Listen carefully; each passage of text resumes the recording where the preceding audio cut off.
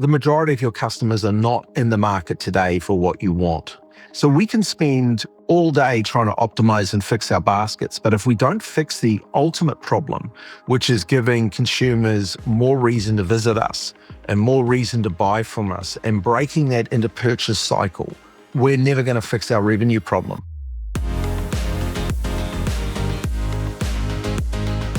Excited for today's podcast with Andy. Andy's a seasoned vet. He's been in e-com for quite a long time.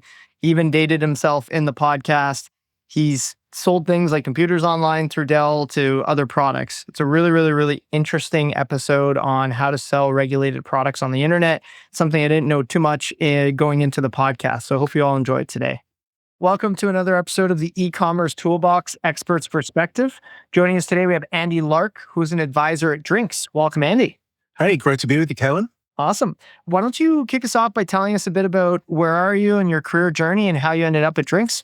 I'm old and tired, unlike you youngsters. So I was sort of around at the birth of e-commerce and was up to my neck in building what became billion-dollar plus e-commerce sites at places like Dell and Sun Microsystems and a whole range of other places. So I was there when people were running around trying to put the .dot and .com and get everything going. And since then, it's been a long journey. You watch it continually evolving. And one half of me sort of sits here and ironically goes, I'm always torn because part of me goes, oh, we kind of have failed, guys. Like if you look at aggregate e-commerce penetration, it's actually not at 100%. You would think like, I can't stand driving to the grocery store and Amazon's my default for just about everything and comes in a few hours. Why would I bother getting in the car? But on the other side of it, you just look, it's just remarkable. And we tend to forget just how incredible it is that, I want my favorite soap or I've run out of whatever I've run out of and a few clicks later, it's heading my way. That's a pretty incredible transformation in commerce itself. But it's been a long journey, a long and wild ride. Yes. Very cool. For those that don't know, maybe tell us a bit about what is Drinks. Oh, yeah, sure. So Drinks is a fantastic business. So Drinks, as the name would suggest, had its origin in the wonderful world of alcohol beverages as a D2C company, very successful at that, but now has moved entirely away from that. So what we do essentially is we allow any e-commerce site to add regulated products into their cart sequence. Don't have to do anything. We handle everything, shipping, compliance, tax, all of those burdens that come with selling a regulated product. And what that means is if you've got an audience with an affinity for alcohol, and alcohol is actually one of the highest affinity categories out there. So you go to quince.com, you go to Urban Stems, you're buying flowers, it would seem somewhat natural. You'll add a bottle of champagne maybe with it. You can do that with a click and dramatically shift both the purchase pattern with the consumer and then on the other side of the fence, significantly improve your basket sizes with really high value products. That's really cool. So like high level, if I'm selling flowers on the internet and I need to add like a regulated category like alcohol, I'm going to come to you guys. You guys are going to help me basically upsell my carts by also selling champagne with my flowers, correct? Yeah, exactly. And look, part of my heritage is as a marketer. And I think it's a really interesting sort of observation you're making, because if you think about a lot of e-commerce purchases, we think about them as being completely fluid. Everyone's buying online all the time. Actually, most consumers buy occasionally. They have quite high, what we call inter-purchase periods. And so what you're also looking at is this idea that if I can give them more reasons to come to my site for more things, they're inevitably going to buy more products while they're there. So you're not just increasing that basket size, you're shifting that into purchase period by adding an entirely new category to the site. And it's a big theme in e-commerce right now, this idea that I have to change the buying frequency cycle with my consumers. We tend to look at sites like Amazon, which sell pretty much everything imaginable to man. And you go, okay, well, that's fantastic. They've got really high frequency purchasing patterns, but for the majority of e-commerce merchants, the purchasing frequency is quite low. It could be once every 3 months, once every month, occasional purchasing. The more reasons a consumer's got to hit your site, the more they're going to buy in aggregate over time. Very cool. Tell me a bit more, like obviously AI and e-com has been a big topic of discussion. I noticed you guys kind of describe yourselves as an AI led platform. Maybe talk to me a bit about that, where you guys are really leveraging AI. How is that kind of applicable in this use case out of curiosity? Yeah, absolutely. So obviously AI enables us to build, deploy, get everything done without the e-commerce merchant having to do anything really. But the other side of it for us, the focus has really been on you. Imagine, Caitlin, you're running a flower shop and your target is a particular demographic. You go, okay, where do I start? What wine do I sell them? What's going to appeal? Well, using our enormous data graph, one of the largest around, we can actually tell you, we can use AI to predict not just these are the styles of wine or alcohol that a consumer that visits your site might enjoy, but we can also tell you what labels they're most likely to respond to, what style of label they're going to respond to. So you think about someone like Quince, which is, I love their site, I love their products. They sell a premium product at a really affordable price. So they do attract a premium audience, right? So it makes sense for them to be selling Dom Perignon and high value wines alongside other styles of wines. Where let's say you're purchasing flowers and your basket size is, let's say $40 or $50, probably slapping a $200 bottle of wine alongside for that audience, not something that may work, but getting the right pricing, the right packaging, the right products and merchandising, that's the magic AI can work for a merchant. And look, obviously, it helps you intercept other parts of buying journeys as well. I mean, the shift to AI-based search, for instance, for those of us that are reasonably native to I mean, I haven't searched on Google for I don't know how long. I start the majority of my just general searches inside of Perplexity, and occasionally I'll try not to do it in ChatGPT so I don't pollute everything else I'm doing there. But suddenly now I'm intercepting whole new search criteria across AI. So obviously the other significant shift in AI is discovery. And you're probably very AI native. So I don't know about you, I am too. You probably start the majority of your searches now in AI. And increasingly the e-commerce basket itself is appearing in that AI search journey as the sort of AI gods get their act together and embed it there. What that also then suddenly means is you're intercepting new journeys. You've got alcohol sitting on your side. I'm searching for best bottle of champagne to give my wife for whatever or partner for whatever. Well, suddenly me, the florist, is there with a bottle of wine and a bunch of flowers. It's a better together proposition. So it's enormously powerful for starting to intercept more and more of those buying journeys that are going on that you may not naturally be part of. And again, it gets back to this idea that one of the most difficult things e-commerce leaders have had to deal with for many years is I tend to intercept a very narrow buying moment. You may sit there and say, hey, it's our anniversary this week. I've got to grab my partner some flowers. I'll just pick them up on the way home. But yeah, I wouldn't mind getting a great bowl of wine to take too. Wonder what champagne I should look at. Well, now I'm seeing the flowers and the champagne together, ordering as one out of the AI flow. It's enormously powerful. So I think we're going to enter a completely different age of e-commerce where more and more merchants are looking to intercept more and more types of buying journey outside of their domain. In Google, we could try and intercept that with paid search. I could say, I'm going to start buying against champagne, stick my flowers in the feed and annoy everybody. But now I'm actually have got a mature, better together proposition surfacing in the middle of AI. So AI, I believe, is going to be sort of fundamentally transformed to e-commerce journeys and the way we interact with brands. That's interesting. I think you're right. I think everyone's looking at AI, at least from my perspective, in two lenses, like operational efficiencies inside your business, agentic development, all things like that. And then the things I'm more so interested is understanding how they intersect into commerce, right? So you're right. Discoverability is happening in LLM engines. Makes sense. That traffic's growing. It's converting higher, allegedly. So that's really interesting. What was the fundamental problem that you guys were solving for your merchants? Was it that, hey, you have different alcohol regulations in different countries and likely even amongst different states, and then you guys are really just bringing them the technology that enables them to just click a button and do everything from collect taxes? 100%. So it's a great question. To solve this problem, we had to do a number of things. And these are very complicated things to sell. First of all, the alcohol industry, as an example, is tied up in a prohibition era distribution funnel. It's rife with regulation, taxation complexity, both at a state and even a county level. So that's the first problem to solve. We've solved that completely and automated, both for wineries and for e-commerce brands. So if you're a winery and you're looking to sell online, we make that simple and easy for the first time. Second problem you had to solve is, okay, that sounds good. What do I sell?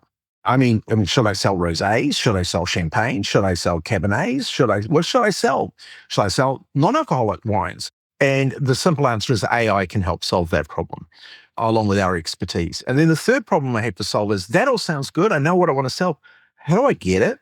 And I don't want to buy wine and warehouse it, and I don't want to ship it, and I don't want to manage all of that. Well, we solve that as well. So if you look at that and a whole lot of other magic, you can sit with an e-commerce merchant and go, if you want to flick on alcohol on your site, that's a very simple and easy process for us to do. So actually now you have a different part of my brain going. So you have alcohol and then you have flowers, right? That's a very clear like synergy. Is there any other synergies for alcohol that you guys are maybe surprised by? Nearly every industry. You look at Quince, who's in fashion. You look at Forbes, who's in media. You look at grocery. The list is just endless.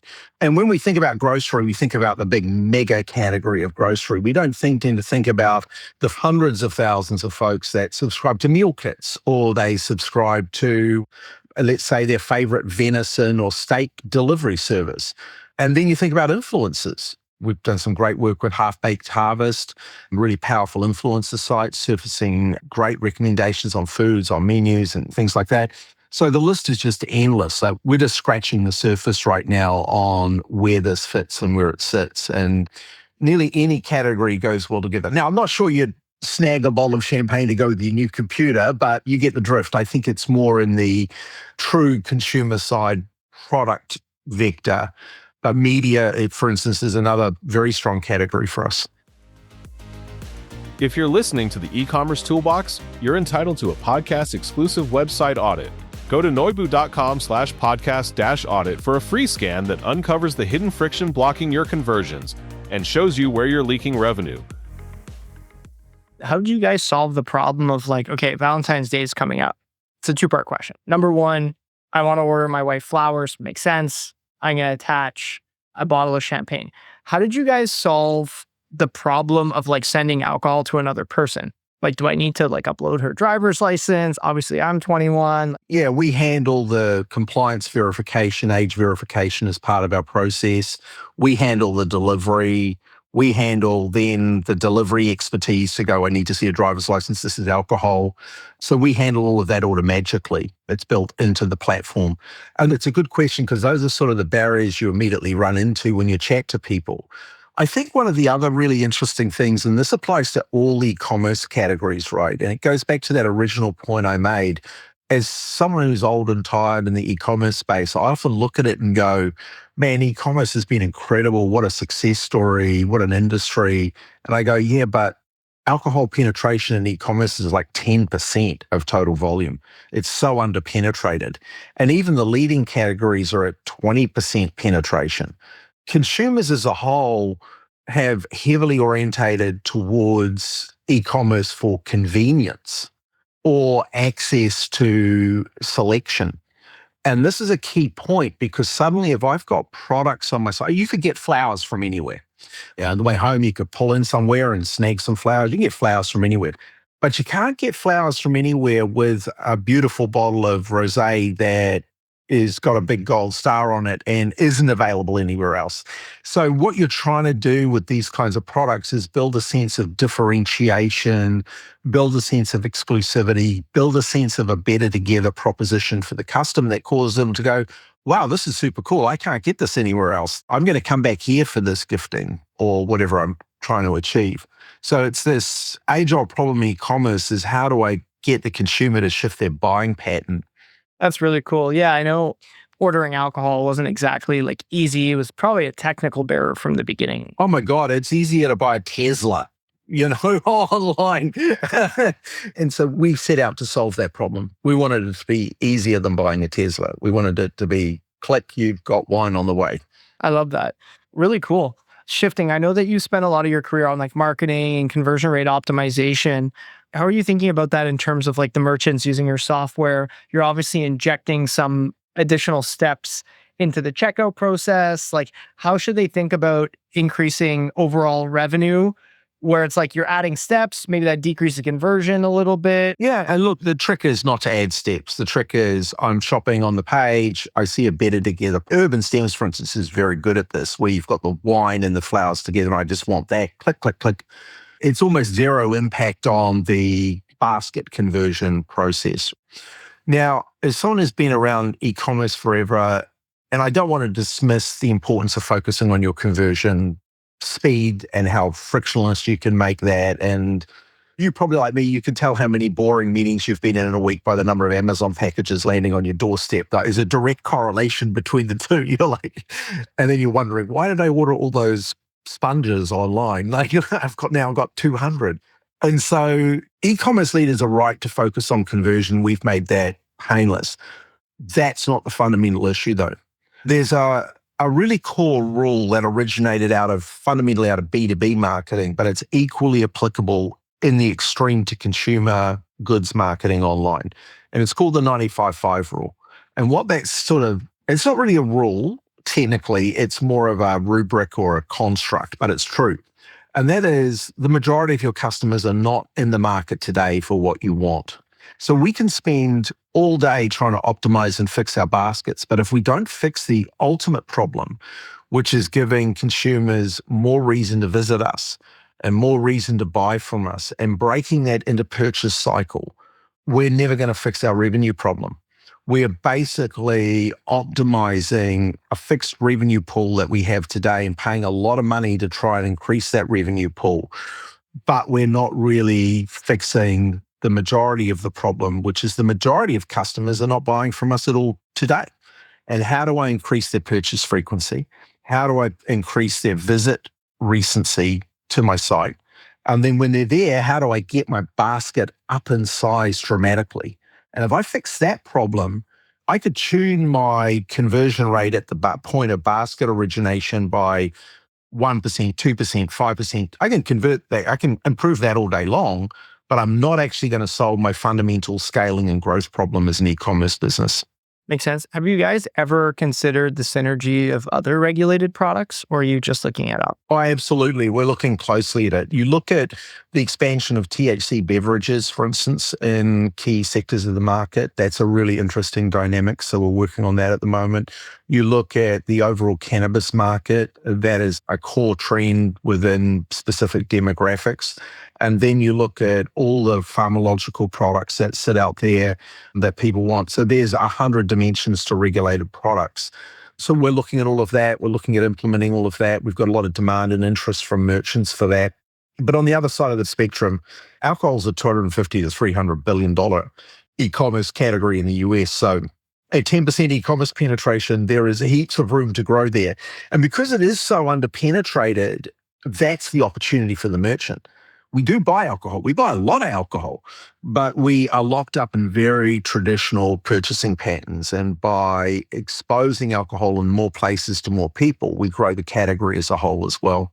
How are you guys seeing with alcohol consumption as a whole? Like, I read an article not that long ago that like overall sales are actually pretty flat for the category. Look, alcohol sales have always historically gone up and down. It's a squiggly line. In fact, the squiggly line exists in most categories. And whenever you've got economic pressure, consumer wallets under pressure, discretionary items such as that bottle of wine or whatever it might be, they come under pressure. So a lot of this is to do with economic cycles. There's obviously a richness of choices around what you imbue to celebrate these days. And so that's a pressure point. So there's a lot of pressure points. But look, at the end of the day, we're talking about an enormous $250, $300 billion market, and it goes up and down cyclically. And it's a great market and industry to be in. No, it makes sense. As we're looking to wrap up soon, Andy, talk to me a bit about maybe since you joined as an advisor, has there been a business that you could talk about that has kind of joined the platform that you're a bit, not necessarily surprised, but you're like, okay, this is cool. This is not something that like, it's not a category or a type of business that out of the gate I would have expected, but it makes a lot of sense. Yeah, look, if you look at someone like Quince is a remarkable e-commerce brand. just remarkable. Not just in terms of the quality of goods they have and the price points they have, but the fact that they have built a true industrial grade e-commerce platform.